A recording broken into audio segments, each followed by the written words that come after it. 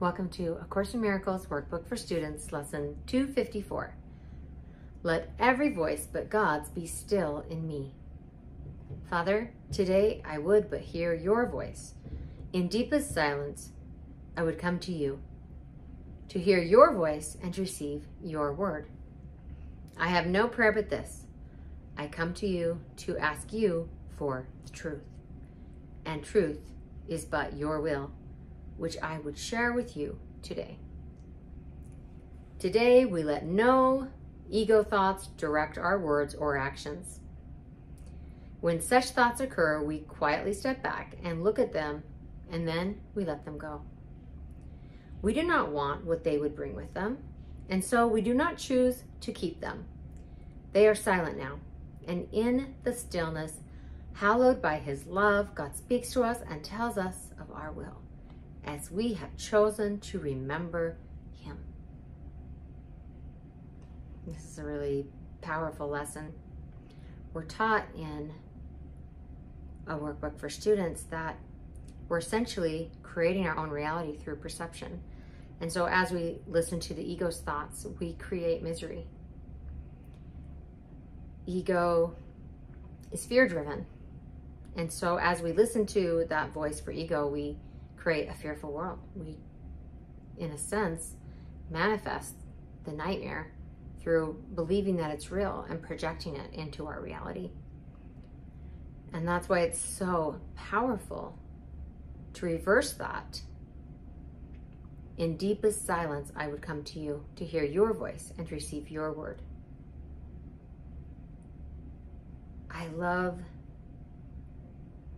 the direction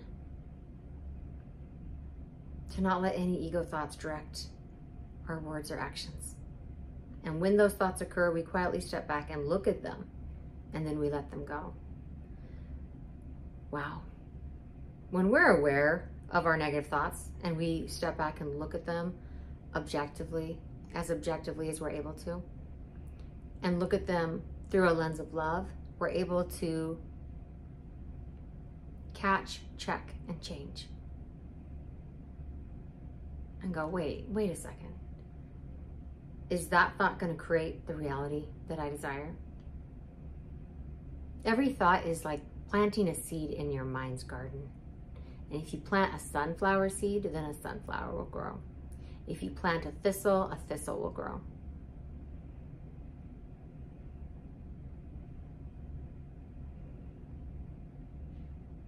So if you catch yourself about to plant a thistle,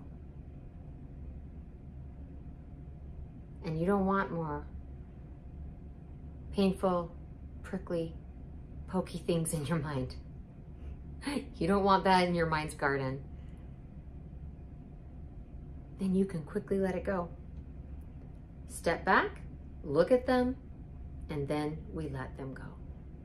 And in its place, you can plant something beautiful. Something that you would like to grow. And you deserve for your mind to be filled with beauty and peace and stillness. You deserve to live in an inner sanctum that is undefiled. And you have every ability to create that beautiful garden for your mind, heart, and soul to rest in. And if you've planted a lot of negative thoughts in the past, then there's going to have to be some weeding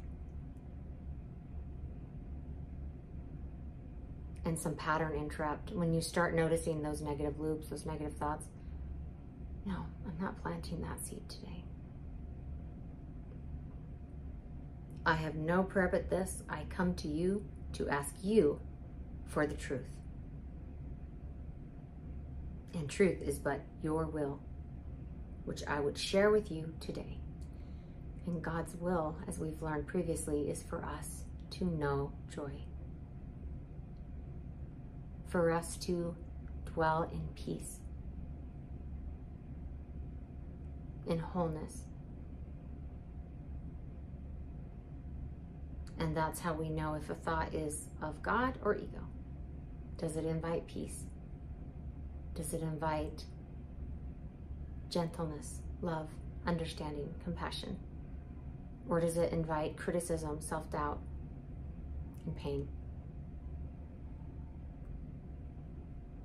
Thank you so much for joining me, and I will see you tomorrow for lesson 255.